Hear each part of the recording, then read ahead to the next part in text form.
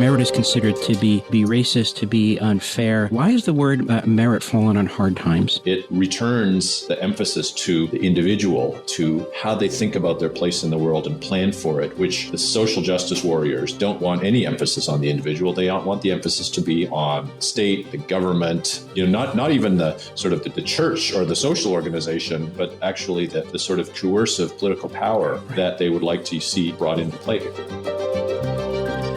Praise be Jesus Christ. This is Father Robert McTague of the Society of Jesus, your daily host for the Catholic Current, where we bring Christ to the world and the world to Christ. You're listening to us from the Station of the Cross Studios, your local radio station, and the iCatholic Radio mobile app, where we proclaim the fullness of truth with clarity and charity. As always, let's start with prayer. In the name of the Father, Son, and the Holy Spirit.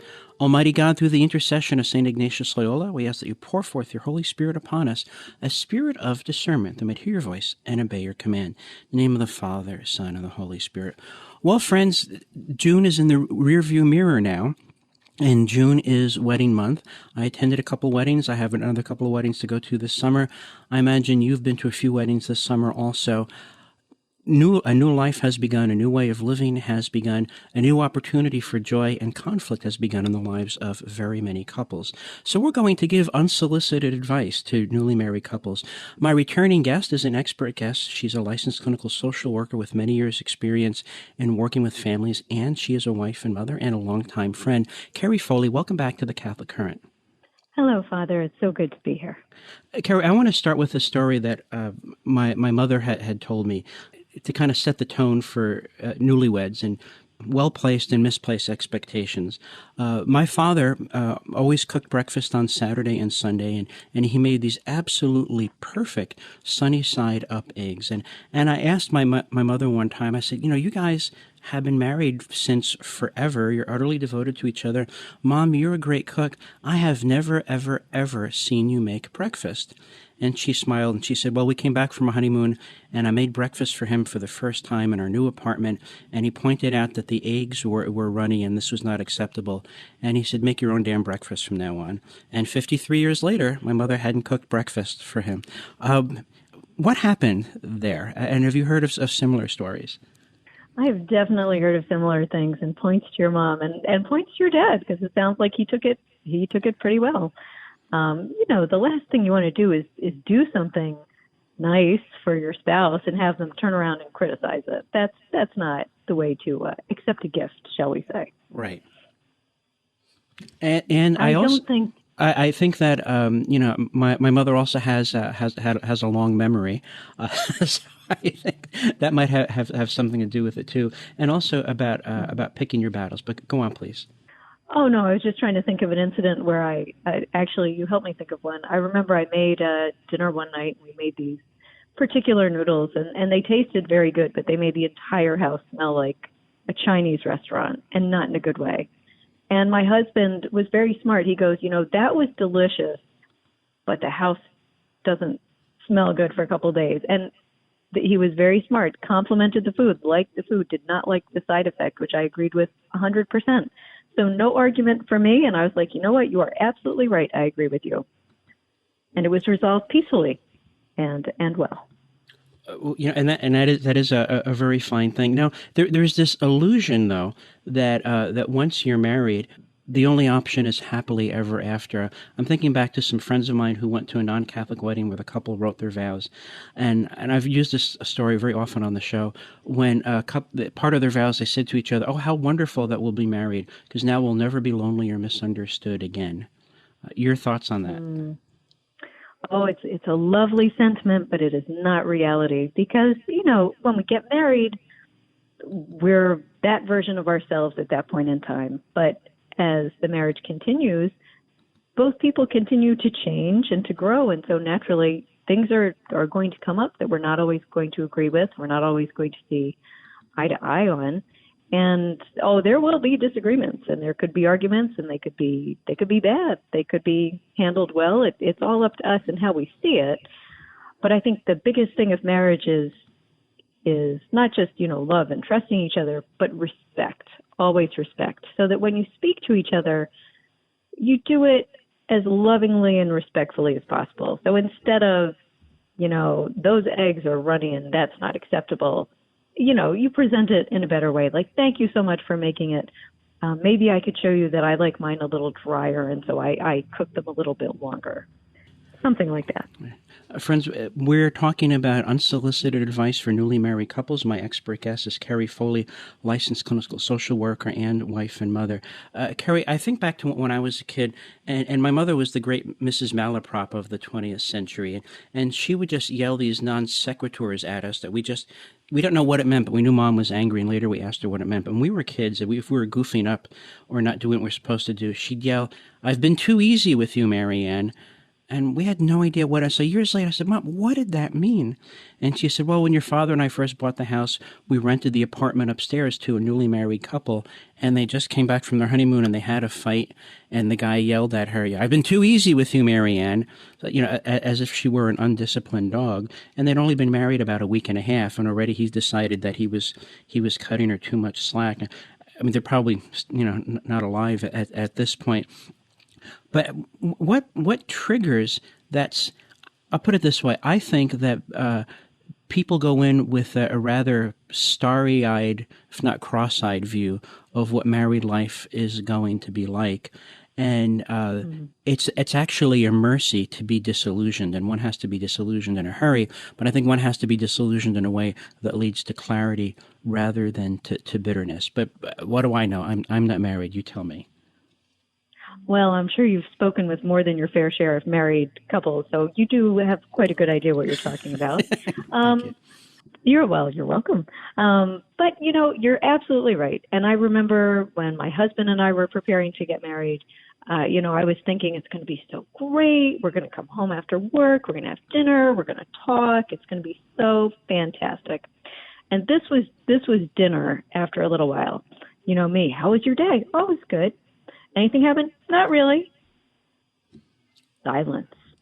And at first it made me very uncomfortable because I'm like, oh my gosh, like what's wrong? And I don't want to babble like an idiot because that's not really fun for him. And so at first I just felt awkward. And then I thought, well, you know what? He's not the kind to come home and tell me anecdotes about nothing. So instead of getting defensive or upset, I was like, well, you know what? Let's eat. And here, I'm going to challenge you to a game of cards. So we whipped out one of our favorite card games, and we're sitting there, and now there's banter going on. Like, oh, you think you're going to skip me? Well, I'm going to get this wild card and get this phase one. And then it just made it fun. It took up some time, and we're not just staring at each other like we're watching paint dry. Yeah, isn't there a place for silence in communication in couples? I think back to when I was a freshman, before you were born, young lady. When I was a freshman, I had a class in communications. It was a wonderful professor. I wish I could remember her name. And she said that she and her husband of many years like to go to diners and restaurants and just observe couples who are new to each other. That couples have been married a very long time. Silence isn't necessarily awkward or sullen, whereas, say, a couple that's out on a first or second date, silence induces panic. And there you are at IHOP, and you're marveling about, hey, what a great design on the utensils. This water is always wet. Did you notice that? Is water wet where you're from? How do we work out a proper place of silence for married couples? Well, I think in the beginning of the relationship, silence is scary because we don't know what it means. And I think our initial reaction to silence is, did I upset them? Is he mad at me? Did I say the wrong thing? Oh my gosh. And if I had thought of it, I would have grabbed a write-up by Dave Barry who kind of nailed it on the head. But, a man and a woman are together and the man is being quiet. And the woman says, do you realize we've been dating for 6 months? And in his head, he goes, 6 months? Wow. And she's like, he's quiet. I spoke too soon. And he goes, well, that means I had the oil changed, and whoa, we are definitely overdue. And she's like, oh my gosh, he's upset. I knew it. And he's like, and the last time I went there, that guy really screwed me over with this price. I'm going to give him a piece of my mind. Oh my God, I've destroyed everything. And she's freaking out that he's upset with her, and he's thinking something completely different. So, yes. Silence, we can't read each other's minds, so we don't know. But silence, yes, you shouldn't always be afraid of it. And there's nothing wrong with saying, Is anything on your mind? Are you okay? And, oh, no, oh, okay. Why? Well, I just wasn't sure if you were upset. Why would I be upset? I don't know. That's why I'm asking, because I can't read your mind. And, always clarify. There are cultural differences, too. In some cultures, two friends having a meal without speaking a word is a sign of profound intimacy. And in other cultures, two friends having a meal without speaking a word is a sign of existential crisis. And we've got to sort that out as well. And I think of the advice of the poet who said, "'Twixt inference and implication, 'twould take a Solomon to span the rift of interpretation between a woman and a man." So there's also, Deborah Tannen has also done some very amusing and interesting work on communication styles between men and women. And, if diversity is our strength, then this is God's little joke on us on intending male and female for each other. Friends, when we come back, we're going to continue our conversation with social worker Kerry Foley. She's an expert in treating family issues. We're talking about advice for newly married couples. Remember, our rallying cry here at the Catholic Current is Christus Mundo, Mundus Christo, bringing Christ to the world and the world to Christ. We do it because our Lord says so, for the greater glory of God, the love of our neighbor, and the salvation of our own soul. After the broadcast today, go to thestationofthecross.com, get our resources list, download our audio as podcast. Everything you need to keep the conversation going among your family and friends, we give to you. Together, let's take it around the world. We really can do it together. We cannot do it without you. We'll be back in a mere 2 minutes. Please do stay with us.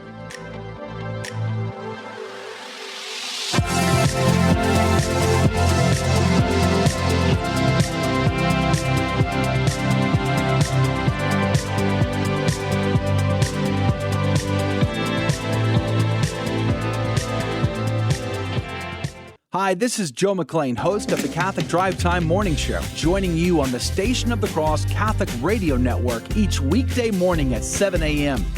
We'll keep you informed and inspired with insightful guests and breaking news stories of the day.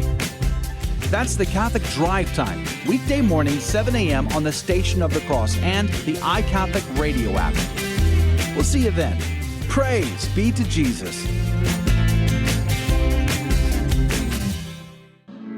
You're listening to The Catholic Current with Father Robert Matej from the Station of the Cross Catholic Media Network. Stay connected with the show, our guests and topics, by following the show on Twitter and Gab. Just search for The Catholic Current. Praise be Jesus Christ. This is Father Robert Matej of the Society of Jesus, your daily host for the Catholic Current, where we bring Christ to the world and the world to Christ. You're listening to us from the Station of the Cross Studios, your local radio station, and the iCatholic Radio mobile app, where we proclaim the fullness of truth with clarity and charity. We're offering advice for newly married couples. My expert guest is Kerry Foley, a licensed clinical social worker with many years' experience working with families and couples, and she is a wife and mother herself. Kerry, in this segment, I want to talk about areas of conflict. The last segment we talked about don't think you're a mind reader, don't think your spouse is a mind reader. What are some of the more likely flashpoints, especially for a newly married couple? I think when you first get married, again, we kind of go into this, and I know a lot of people just kind of assume that the other person knows what their responsibilities and expectations might be, and we don't verbalize them. And then when those expectations aren't met, we don't say anything at first, and it can build and build and build. So conflict usually comes up around little things that would not normally start an argument. And it could be like, well, why am I always doing the dishes? You never do the dishes, even though I thought you would do them every night. Well, where did that come from? Mm-hmm. When did we have that discussion? I don't remember. So it's usually little things that maybe we didn't address, or we've just been pushing it aside until we blow up, and then we have a humongous fight about really nothing that could have been avoided entirely. Right. And I think that those things that are unstated is really important. A Jesuit friend of mine told a story about marriage preparation, and that you can't be too careful in marriage preparation. And it was, maybe, just the night before the wedding, and they're having a last minute conversation, and somehow the issue of Halloween comes up. And the husband-to-be just went off and, thought that, Halloween was exclusively the work of the devil and the children would never be involved in that. And the wife-to-be said, but, when the children go to school and everyone is dressed up in a Halloween costume, they're going to feel left out. And he said, What do you mean, go to school? Don't you know you'll be homeschooling our children? Now, nothing against homeschooling. I happen to be a big advocate for it myself, but isn't that the kind of thing you wanted to talk about before? You know, the night before, before the wedding. So, how do we begin to, if you were going to draw a map out and say, here's where the landmines are, what would be the areas of life where you're likely to have a blow up? I think even your day-to-day routine to start off with, I would get that nailed down immediately, because the little things you're doing all the time, like who's cooking dinner, who's cleaning up after dinner, how do you divide up the household chores, who's mowing the lawn, how often are we doing these things? All those little things that could be totally meaningless can really get people upset. I mean, those things, number one, and it might seem silly to sit down and be like, well, what do you think about this? But you could surprise each other. And then after that, I think money definitely needs to be addressed. Not just, and a story for that would be another couple was about to get married, and the two of them were very different regarding money. The wife was a saver. She was very frugal. She had worked 3 jobs to pay her way through college. She had no debt whatsoever. The husband to be was a spender. He spent his money. He had credit card debt. He got a raise. Instead of saving it, he would just spend it more. So shortly before they got married, and he hid this from her, he told her he had he was $30,000 in debt. And she was so upset, number one, that he never told her this, that she almost ended the relationship. Because her view was, once we're married, your debt is my debt. Right. We are in this together. So she was very upset. And of course, that changed their whole focus on money in their relationship. And they had to work through that and develop ways to prevent stuff like that from happening again. But money, simply too, are we going to keep separate accounts? Are we going to have joint accounts? How are we going to pay the bills? Do we want a budget? Money, you cannot ignore that, because that can cause very, very big issues later. I think you need to sit down and just really go over, what are our goals? What do we want to do with this? How do we want to manage it? How do we want to view our say, frivolous money for little things that you don't care about? The occasional Starbucks or getting stuff, whatever it is that guys spend frivolously on, which to me, tools leaps to mind. I'm sorry, guys, if that sounds kind of gender specific. I'm sorry, but I speak from experience. Just leave out home brewing equipment. That's not frivolous. But actually, that wasn't even in my mind until you put it there. But you have a point. But no, I'm thinking of my husband and my brother-in-law, and it's tools or grilling equipment. We can do that. But that's sacred. I know. Well, if the man is grilling and providing food for the wife, then yes, it is sacred, and I will respect that. But I don't expect you to go out and spend thousands on the most insane high-tech grill when you don't need the most insane high-tech grill. I'm biting my tongue, but let's go on. But just the more that you get all these things out in the open, and that you discuss them when you're both calm and in a good mood, then you're preventing hiccups from further down the line. So, maybe on a Saturday morning you get your coffee or whatever it is that you start your day with. Maybe you don't do it first thing in the morning, depending on what kind of people you are. But you just pick a day and you sit down and you just discuss all these things. Like, what do you see regarding this issue? This is what I see regarding this issue. How do we make this work together? Friends, we're talking about advice for newly married couples. My expert guest is Kerry Foley, licensed clinical social worker, as well as a wife and mother. And I'm going to put mental post-it notes in the next section. We're going to talk about conflict resolution, but to do it when you're both calm and you're doing it in a sense where you're both expecting it. I mean, you don't want to talk about serious and contentious things when you're having, say, an anniversary dinner at a nice restaurant. I want to talk about in-laws. I mean, there's a lot of humor and jokes about in-laws and so on. But, given the fact that we're such a mobile society now, holidays can be a source of conflict. Christmas is coming up. Do we spend Christmas with your parents or my parents? And that can be, my observation is that can be the source of very great drama and long-lasting bitterness. Help us to understand that, please. I think that's something that the couple needs to address between themselves first. What is this going to look like? If both families are really big into celebrating, maybe it's going to be, we'll do Christmas Eve with my family this year and Christmas Day with yours, and then next year we'll switch it. And I say the couple needs to decide what their plan of action is. And then once it's fully locked down and they agree on it, then you present it to the in-laws. This is what we're doing this year. Next year we will switch it so that you get Christmas Day and they get Christmas Eve. Okay. But make your decision together and then go to the in-laws afterwards, because you don't want to make promises and then come back to your spouse and be like, well, I already said we would do this. The marriage comes first. The in-laws come second.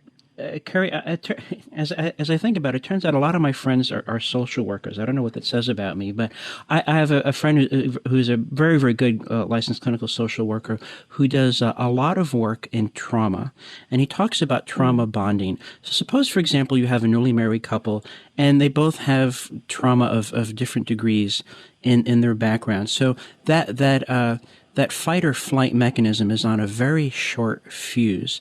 And say one spouse very innocently triggers another spouse, the spouse responds in fight or flight trauma mode, which triggers the flight or fight trauma response in the other party, and then they end up exploding at each other. How do they avoid that?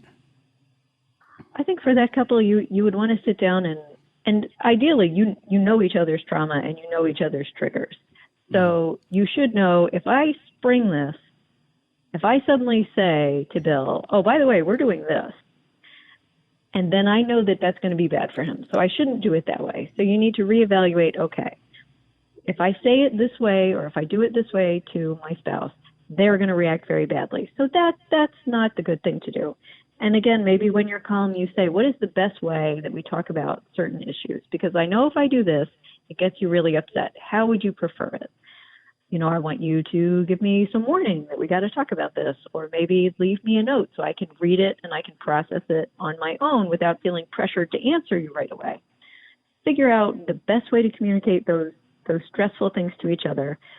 And you should always emphasize at the beginning, like, I don't want to start a fight, but we need to discuss whatever it is, or we need to address this issue to make us stronger and better together. Right.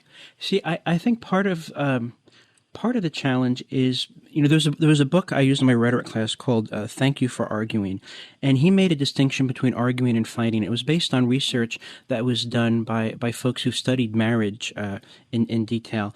And look, because we're finite, fallen human beings, conflict is absolutely inevitable, and the only way to not be in conflict is to be dead. So there's going to be conflict, and you respond by either fighting or arguing. If you're fighting, the truth isn't what's important. The relationship isn't what's important.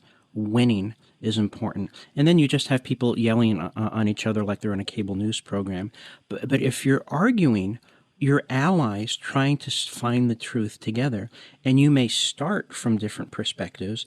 But, I know people who get worked up, and then I say, the person that you're assuming the worst about is the person you invited into your home and your life and to beget children with. Why is your go-to maneuver to suspect the worst? Oh, I hadn't thought of it that way. I say, well, right. How many conflicts would you have avoided if you had thought of it that way? So talk a little bit about, Jesuits call it giving it the plus sign. We talk about giving the benefit of the doubt. What's the role of giving the benefit of the doubt and avoiding flare-ups? I think if something is upsetting you, our initial reaction is to kind of blame. And it's like, well, they know that this bothers me, or they're doing this I think the phrase we do a lot is they're doing this on purpose. And we put the blame out there and we get caught up in the blame. Whereas if we turn around and I'll use my dishes example. And I know I did this before, but it's a good story and it's true. I was doing the dishes one day and this was pre-children. I was getting very annoyed. I'm like, I'm always doing the dishes. How come I'm always the one doing the dishes? He never helps with the dishes. He says he loves dishes, but he doesn't help with the dishes. I'm stuck here again, and I'm getting really angry. And then I stopped myself and I said, okay, what does he do that you don't do? And I'm like, well, he mows the yard, which is really big, and we don't have a ride-on mower, so he's out there for a really long time. And then if there is a problem with the house, like the pipes or whatever. He's the one doing that while I'm saying, do you need anything? And he says no, so I can relax and not worry about it. And so I kind of talk myself down. But I think when we get upset, our initial reaction is to blame. And you want to stop yourself right there and be like, okay, wait a minute. What really happened here? Is this an intentional thing, or is it just oblivious, or it's an accident, or it's not meant to be that way? Right. And just, benefit of the doubt, strengthen to make the relationship as strong as possible. Why would you want to weaken your own marriage by having all these horrible thoughts? And also, the benefit of the doubt is supercharged. Always assume that your spouse is having a worse day than you. There's a lot of wisdom in that. Couples have confirmed that for me. Friends, when we come back, we're going to continue our conversation with social worker Kerry Foley. We're talking about advice for newly married couples, and I think for some marital veterans as well. In the next segment, we're going to talk about conflict resolution. Follow what we're following by following us on Gab. Our channel is The Catholic Current. That's GAB.com. We'll be right back. Stay with us.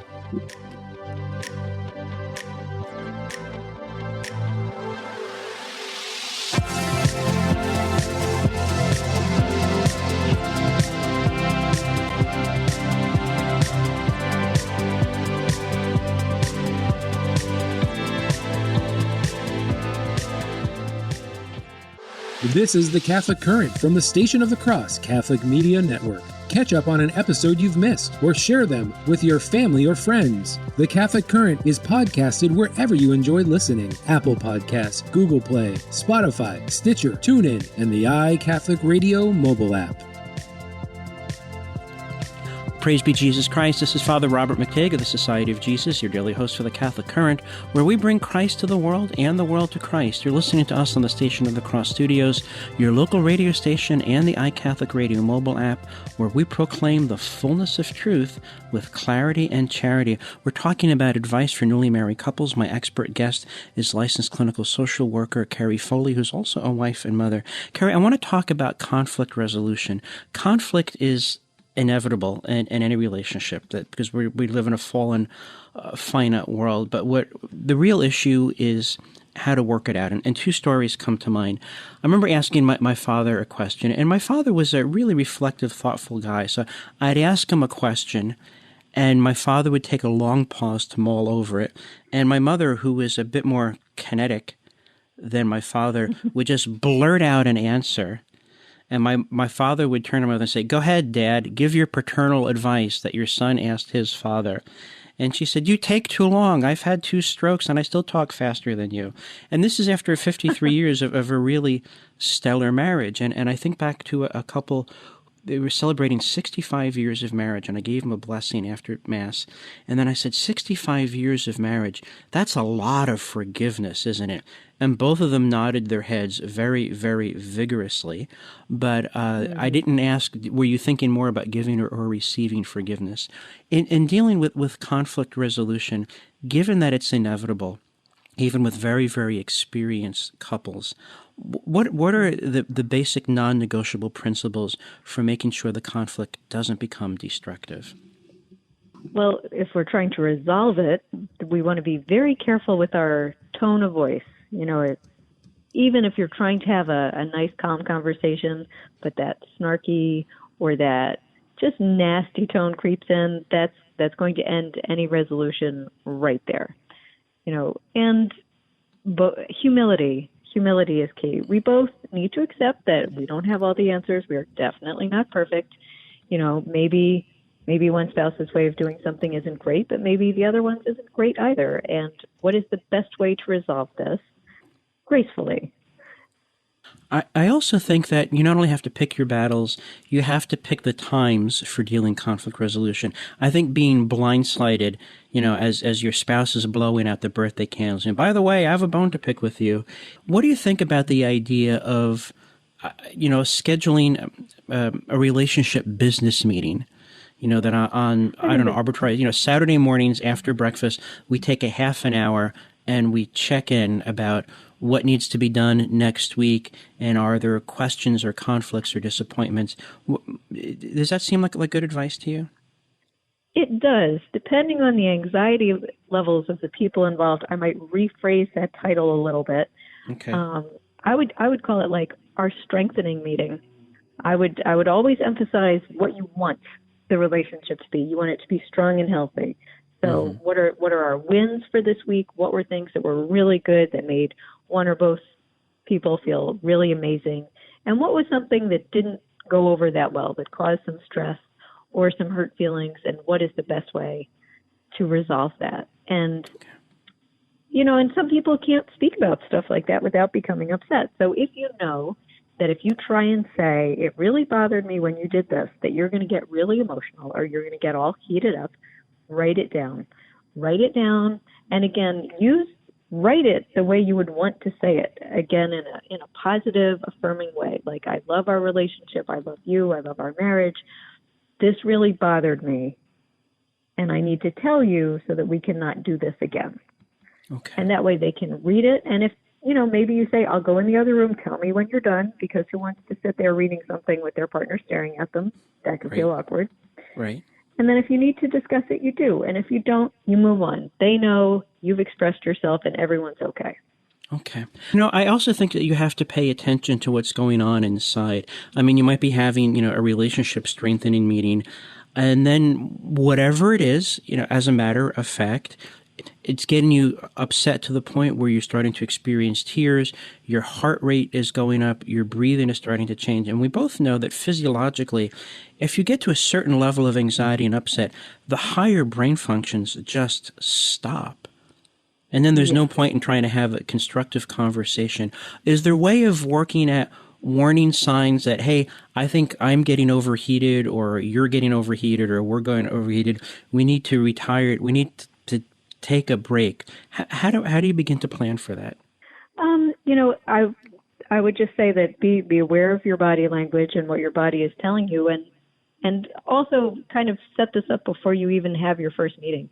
That if one of you says, hey, we need to take a break, the other just respects it and says, sure thing, and you go. And there's no more discussing, there's no more pushing it, like, no, we can do this. No. If one partner says they need to take a break and walk away, that's what you do. You don't question, you don't push. And if you see each other, if you see your partner getting upset, maybe say, do you want to take a little break? I see, you're clenching your hands a little bit, or you look a little angry. Do you want to take a little breather? Hopefully they say yes. And if they don't, maybe you say, well, I think I need a little break. I'm starting to feel uncomfortable. Let's come back later. Okay. All right. So I think, and remember, treating each other as allies rather than as adversaries, looking for the good news in each other, expecting the best of each other, it is really absolutely indispensable. And, we'll talk about this more in the next segment about the spiritual dimensions. But remember, the enemy hates marriage and hates families and wants to be destructive, because, a solid marriage and a strong family can bear very tremendously good spiritual fruit. Friends, I'm speaking with licensed clinical social worker Kerry Foley. We're talking about offering advice for newly married couples. In this segment, we're talking about conflict resolution. Kerry, when does a couple need to say, hey, we need a third party involved? We've reached an impasse, or we want to achieve goals, and we're both committed to the goals, and we don't know how to get there. How can a couple discern when it might be time to seek outside help? I feel like if you keep having the same conversation, but nothing is changing, or you're having very similar conversations, but nothing is changing, or if you can't even address it without one of you becoming upset, then you need to go outside. One couple that I worked with had said to me, we don't discuss any issues unless we're in session with you, because if we do it without you, it goes nowhere real fast, because they're just too upset and they can't keep their perspective, and it just gets nasty. Whereas when they're in session, they know I'm going to stop them, I'm going to interrupt them, and we're going to address some things, and they can't just let, all their emotions fly around the room. Right. And the ideal, of course, is eventually where they can manage those conversations. I mean, first of all, props to them for acknowledging, hey, this gets out of hand when we do it alone, so we're going to have somebody else with us. But the goal would, I should think, would be, we can have these conversations without a third party being present. Is that the end game for you when you work with couples? Oh, yeah. Yeah, that's always the goal, is to get them to the point where they can resolve it on their own. They've improved their communication. the issue has been kind of mediated and they've reached a mutual conclusion that they're all set. Because any therapist would say, your goal is not to be here forever. It's let's get you the help that you need to put this behind you so you can move forward on your own. And if you need to call me at some point in time, you call. But hopefully I never hear from you again after you're done, because then that means I did my job well. Right. Now, I mean, I'm sure you've worked with very, very many couples. Can you give a rough illustration of kind of the story arc of, couple X comes and, and John and Sally have this area of conflict. What would the story arc be over, I don't know, say 3 to 6 months worth of work where we say, okay, we started here where you needed intervention, and now you're here where you've got this on your own? What would the steps be like to get from point A to point B? One would be breaking down what is the real issue. Is it really the thing you're presenting, or is it that there is a lack of trust between both people? And that's why these arguments are occurring, because they don't feel they can trust their partner, they don't feel secure in the relationship, and getting to the actual root of whatever it is. And once you've figured that out, then saying, okay, what do we need to make this better? Like, what do you need from your husband? What do you need from your wife? Do you agree that these are things that you can do for each other to rebuild this relationship? Yes, we can. And continue to do those things and check in until they've got it. And then it's like, you know what? We feel more secure. She gives me what I need. He gives me what I need. We think we're okay. Kerry, I want you said something really interesting, and I want to really focus in on that. That sometimes the presenting issue isn't the issue, but that there's something deeper. Whether it's the eggs are runny, or women shouldn't wear pants, or don't you're going to homeschool. But that the real issue is, so suppose you discover that the issue isn't the issue, the real issue is trust. How do you work with a couple in need of having their capacity for trust bolstered? Well, then it would be talking to each one about, so what is causing this issue of trust? Is it the current relationship? Is it something from a previous relationship that you just didn't even realize you were carrying around? And looking at that, and if it's not even related to the marriage, then going over, okay, these are your thoughts, but let's rephrase that. Your Sally would never do to you what Julia did. So when this horrible thought pops into your mind, you have to rephrase it like, Julia loves me. She would never, whatever it is. Or right. Julia loves me. I know I can trust her. This relationship is strong. Right. So you don't want to keep having these negative thoughts run through your mind and make you crazy. You have to shut them down and reframe them with the truth. Because usually what you're thinking is not true at all. Or if it is, it's related to something completely different. Right, because I've dealt with couples sometimes where, Sam said X, and, my father used to say X to my mother before he left her or before he hit her. And then all of a sudden, she's not an accomplished woman of 25, but a frightened girl of 5. And that all comes flooding back. And they say, no, you made a good choice with Sam. Sam is an honorable. Sam wants to have children with you. He just chose to spend his life with you. He doesn't want to, recapitulate those kind of dysfunctions. How do we get those runaway thoughts back on the leash so that they don't have their way with us? Well, with that situation, I would do 2 things. I would thank her for making that known, and I would say to the husband, instead of saying whatever it is, rephrase it a little bit differently. And for example, I remember asking my husband about something, and he's like, well, you wouldn't understand.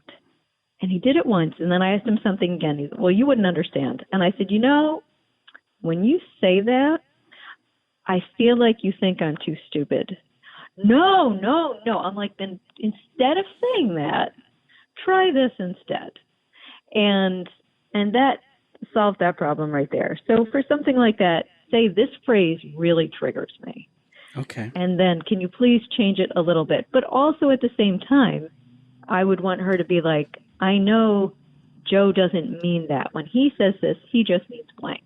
Right. And you kind of have to retrain your brain to recognize that this statement is not a threatening, the relationship's over, you're out on your own statement. It is simply words with no meaning behind it like that at all.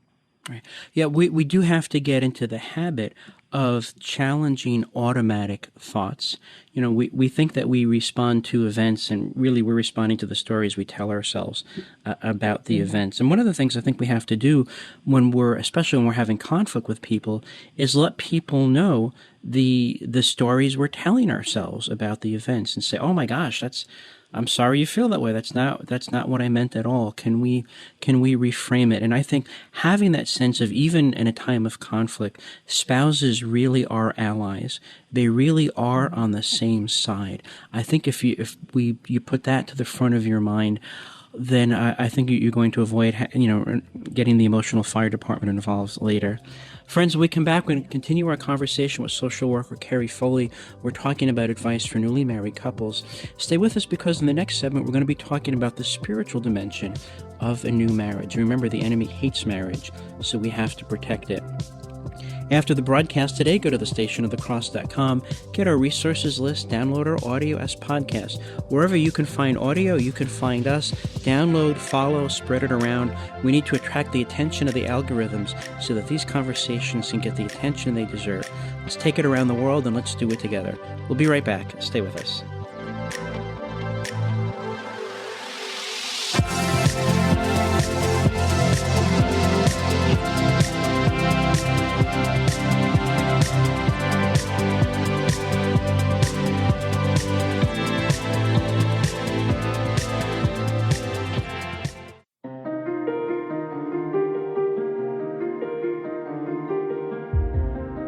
Hello, this is Jesuit Father Robert McTague, host and producer of The Catholic Current. If you enjoy listening to my program, please consider checking out some of the other shows originating from the Station of the Cross, such as Mother Miriam Live. Mother takes your calls about the faith each weekday morning at 10 a.m. Eastern. Or you can listen anytime to Mother Miriam Live as a podcast on the iCatholic Radio mobile app. After today's broadcast, go to the Catholic Current show page on thestationofthecross.com for info on today's guests, the show resource links, and to sign up for our weekly email of upcoming shows.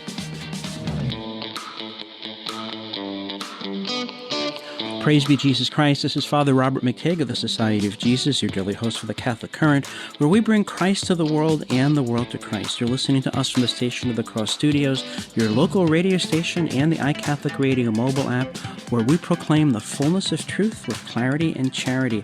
My guest today is licensed clinical social worker Kerry Foley. She's also a wife and mom. We're talking about advice for newly married couples. Kerry, in this segment, I want to talk about the spiritual element of marriage. And Our Lady of Fatima said to Sister Lucia that the final battle would be over marriage. And I think of visiting the home of a friend's parents, and they've been married since forever with many children. And there's a large wall in the living room. In the center is the older couple as newlyweds. They get married, I guess, in their early 60s. And then radiating out from that, like a sunburst, is the kids and graduations and marriages and grandkids. So the wall is full of happy, loving Christian people that stemmed very much from that first young couple pledging themselves before the altar of God. And I said, well, no wonder the enemy hates marriage. Because think of all these happy citizens of heaven that are arrayed against him because of the faithful love of this couple. You're a Christian yourself, as well as a clinician. What's the role of the spiritual dimension in marriage, on your view? Well, I think it's very important to remember that you said these vows in church, and that you have been married through Christ. And so what you're doing as a couple is a representation of the promises you made and how you're honoring those promises. And, there's a big difference between being married in the church and going down to town hall and having the clerk, or going before a judge. It's just not the same. And, this is just how we're showing that we love and respect God, and we love and respect each other, and we have promised to God and to each other that I love this person, I respect them, and I will care with them forever. Right. I have told people, I said, look, when you get married, you're standing at the altar of God, and the man is declaring before God and man, I will love this woman so well that when people see how I love her, they'll say, that must be how Christ loves his church. And the woman is standing at the altar of God and saying before God and man, I promise to love this man so well. People will say, that must be how the church loves Christ. Now, even on your best day, that's a tall order.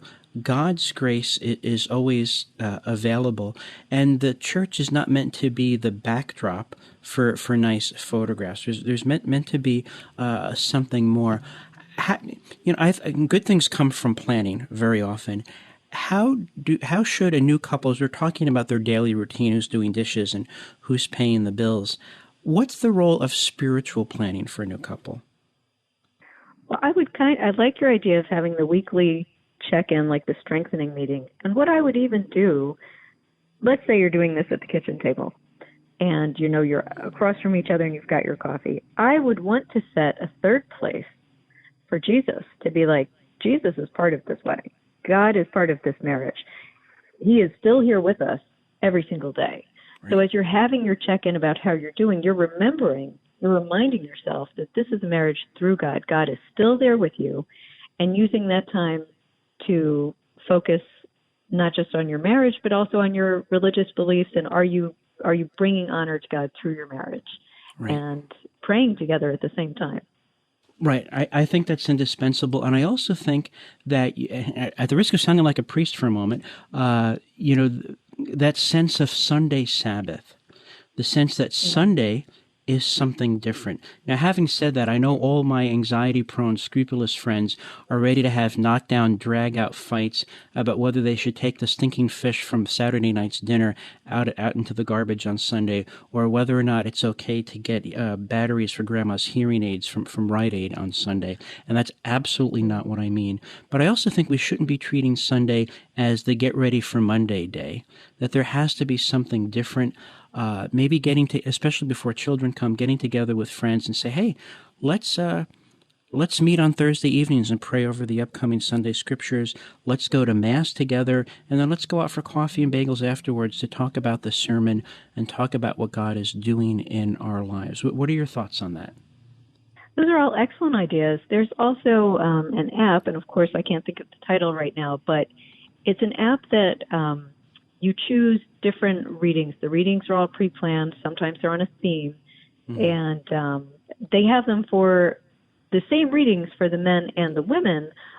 And I forget if the dialogue is a little different or the conversation is a little different, but then you can come together to discuss them. I want to say it's like his truth, her truth. I will have to double check and see what that is. Okay. But definitely important to remember to pray more than just Sunday, as you said, to remind yourself of the spiritual aspect of your marriage on a more regular basis. Maybe that means, a prayer every morning or every evening after dinner, before dinner, but definitely doing different things to keep God present with you and, like you said, also with other couples, and to have a good base before children come for extra support after children come. Right. Because ultimately there's a communal dimension to marriage. And I think that, I know there are some churches now that when you announce your engagement in church, there's a senior couple who's meant to kind of mentor you along, which I think is a wonderful thing, especially as the natural family becomes separated by geography and other factors as well. I also think that there has to be a commitment for the family and the couple to learn how to pray together, to discern God's will, and also to invite God into their marriage on a regular basis, to plan devotions together, and Christmas has to be more than just a shopping spree. Let's talk a little bit about forgiveness with spouses, especially from the spiritual dimension. What's your advice on that? Well, we definitely need to be able to forgive each other when things go wrong. And we need to do it in a way so that once the forgiveness is given, it's over. We're not bringing it back and saying like, well, I forgave you for that, so you owe me for this. It needs to be the way God forgives us, which is totally, and then it's over. It can't be, holding on to like a previous grudge, but, having humility to admit I am far from perfect myself. Yes, I forgive you for this. And we've tried to learn from it, and we're going to try not to do that again. And just moving on that way. Right. No, I think that really is that's essential to have. I've offended God infinitely, and He's cut me some slack. I think that I can cut you some slack as well. Kerry, we've got just about a minute left. Can you give us a word of encouragement for newly married couples? God brought you two together for a reason. You are together. You're making this promise. God has faith that you can get this done. You need to have the same faith in yourself and in each other, and I'm sure your love will continue to grow and grow. Right. And take heart. Remember, God wants your marriage to succeed. He wants to be glorified by your joy and your fidelity. And when you carry each other's burdens, you do go stronger together. Remember that the spiritual enemy doesn't want you to succeed. Let's not give him that satisfaction. Pray together, be quick to forgive, ask the Christian community and your family for what you need. There are people who want you to succeed. You are not facing this alone. Kerry Foley, thank you for being a splendid guest. I look forward to our next conversation. Thank you, Father. It's always wonderful to be here with you. I'm Jesuit Father Robert McTague, your host every day here at the Catholic Current. Listen to us at thestationofthecross.com and your local radio station. And don't forget the iCatholic Radio mobile app. After the broadcast today, go to our website, check out our resources, download the audio, spread it around. Through the intercession of Our Lady of Mount Carmel, may God our Lord surround you with a legion of guardian angels with flaming swords to light your path, to keep you from all harm and every evil until you reach the happiness of heaven. And may the blessing of Almighty God, Father, Son, and Holy Spirit descend upon you and remain with you forever. Go in peace, and please do pray for me.